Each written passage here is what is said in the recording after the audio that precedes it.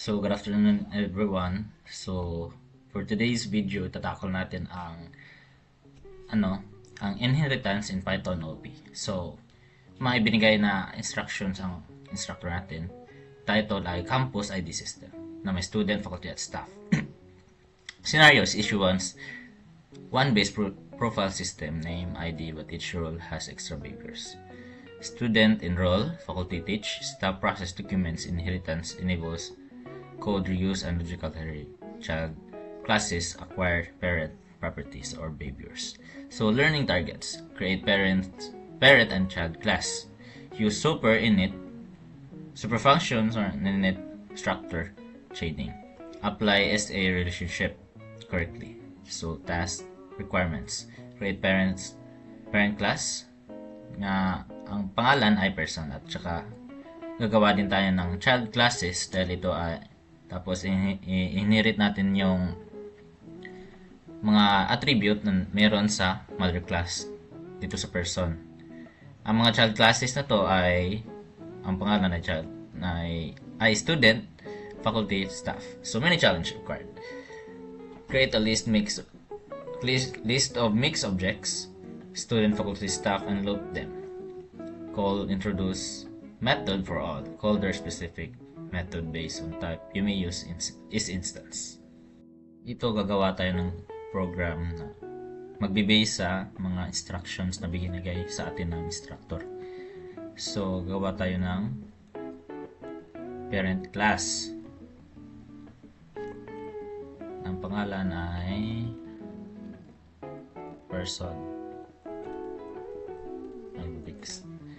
So mag-construct dito. So, ang ilalagay natin ay name at campus ID. Ito, initialize natin ang bawat parameter.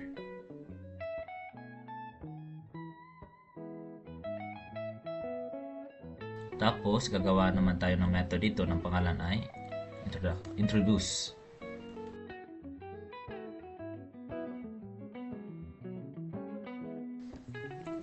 Print lang natin yung basic info. Ito.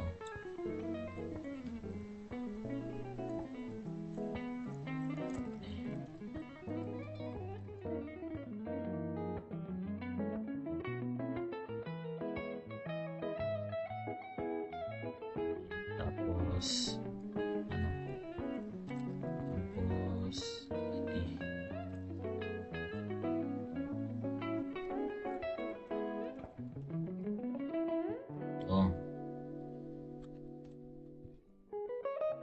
yan yung parent class. Tapos dito gagawa naman tayo ng child class na pangalan ay student na may extra attribute na program at saka method na enroll.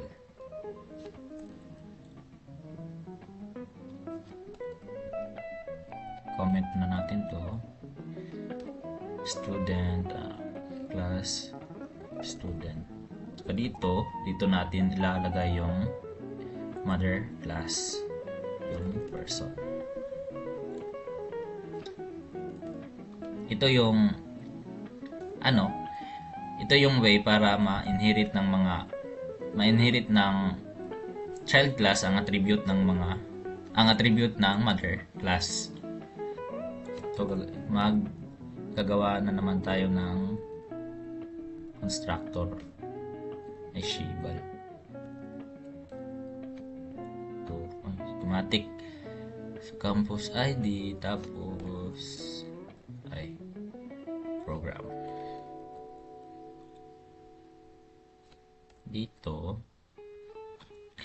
itong super na method, ito yung method para matawag natin ang constructor ng mother class.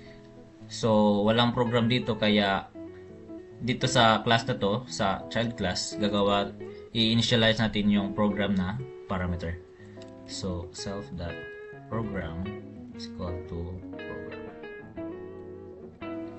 Gagawa tayo ng function or method dito na pangalan ay enroll na may parameter na subject. So ayun, nakagawa na tayo ng method na enroll at saka may parameter na subject. Dito magpiprint tayo ng name at saka subject.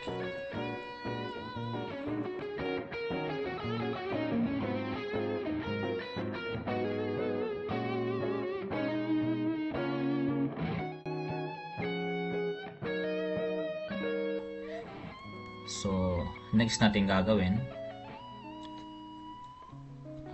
hindi lang natin to i-erase.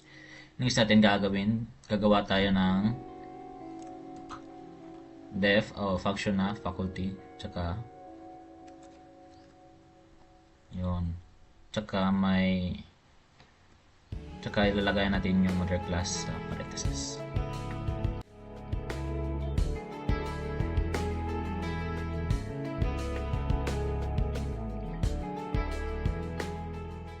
Dito tatawagin natin yung super na method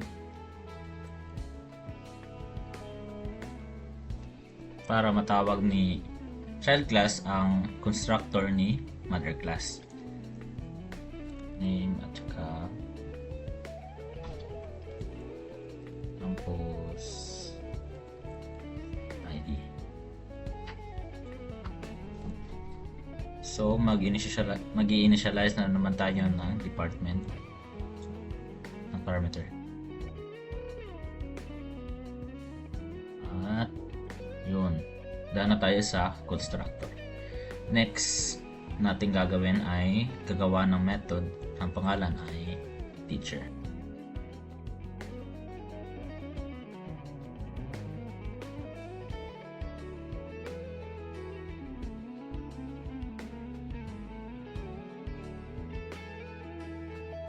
Susunod ay yung staff na class na naman tayo.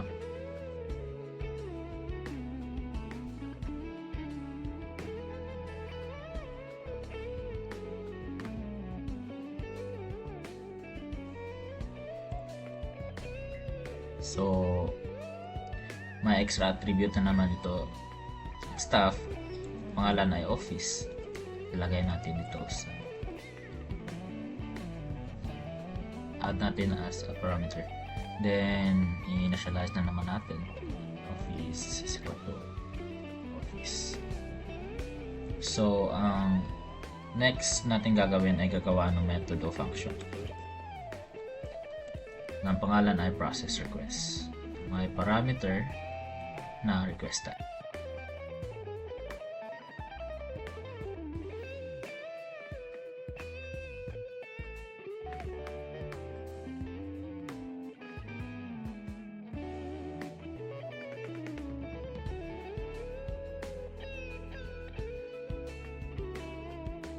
Okay guys, tapos na tayong gumawa ng mother class at child classes.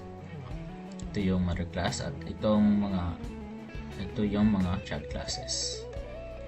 So, based sa instructions, create a list of mixed objects, student, faculty, staff, and loop them. So, call introduce for all. So, gagawa muna tayo ng main dito. So, gawa tayo ng object para sa wait lang, i-clear muna natin to. Siguro wala.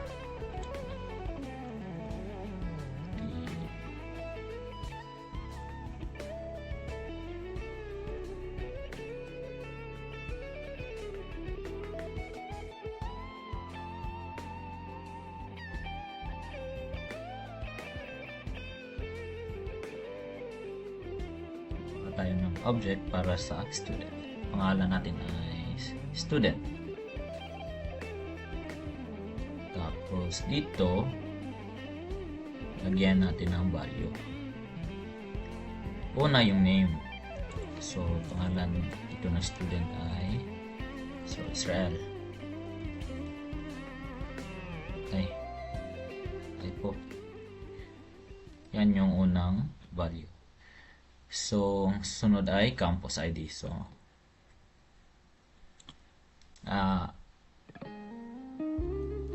i-string lang natin to, no? So, si issue 888. Yun. Tsaka last is ang program. String pa din. CIT. BSIT. Ito. Then, sunod. Ito na yung value ng dito ng mga variable na ginawa natin kanina o yung mga parameter. So, ito yung sa student na object para sa student na class. So, ang susunod natin gagawin is gagawa tayo ng object para dito sa faculty. So, papangalanan natin ng faculty. Yun. Dito sa faculty, may name, campus ID at saka department. So, pwede rin siyang ganito para mas plastado campus o para mas maintindihan na reader. Tapos program, pwede rin to.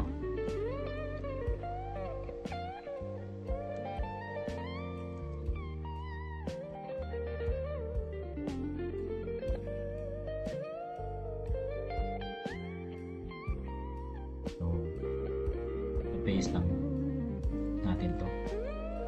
So, pangalan ng faculty ay dyan na lang Jando. Campus ID is city. String natin. So, ang lalagay natin dito ay string faculty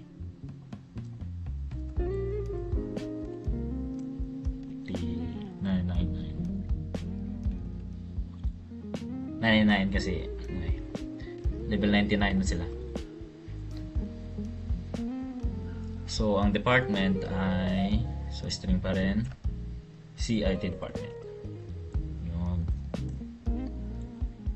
Tapos susunod ay papangalanan natin ng staff, yung class na child class na staff.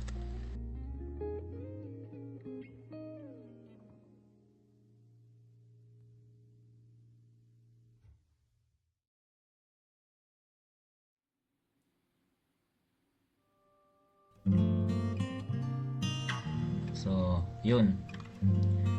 Nakalagay na tayo ng value na sa mga variable natin. Next natin gagawin ay gagawa tayo ng list of mixed objects para sa student, faculty, staff, and group them. So, gagawa tayo ng list. Papangangalan natin ng bulol mo community list. So dito yung list, lagyan natin ng student object, faculty, at saka staff. Ayun.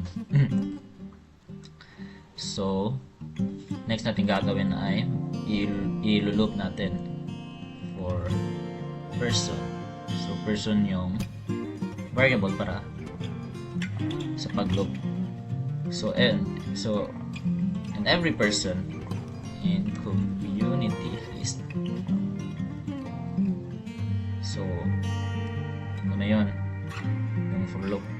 So nakalagay dito call introduce for all.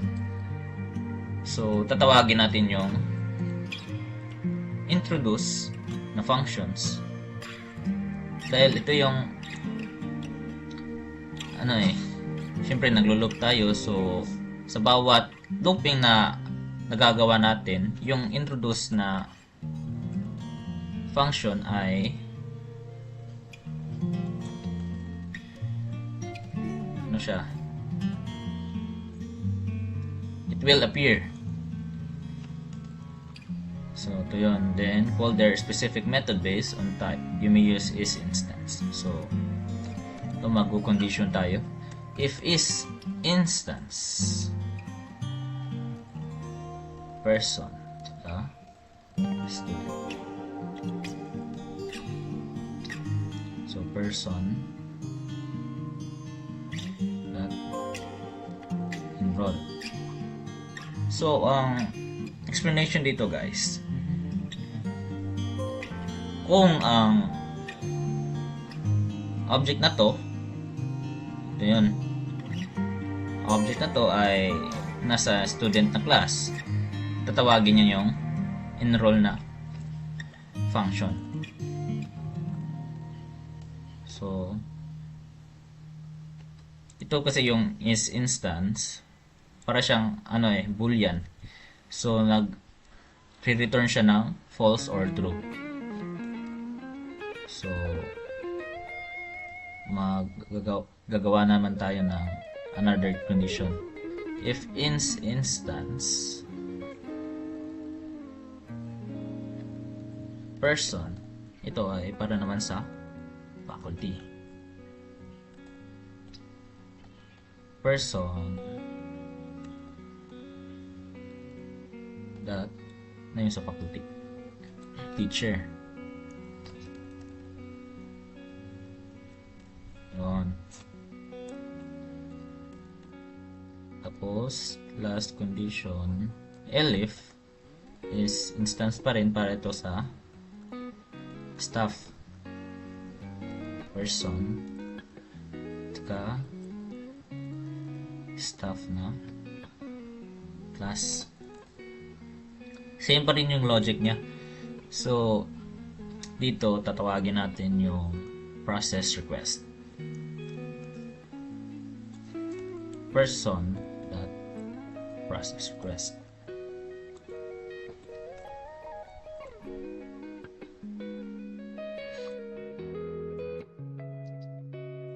So pwede na natin yan lagyan ng else. Sa susunod, mag-print lang tayo ng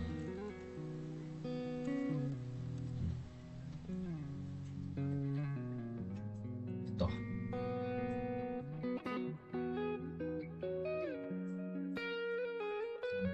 Siguro 50.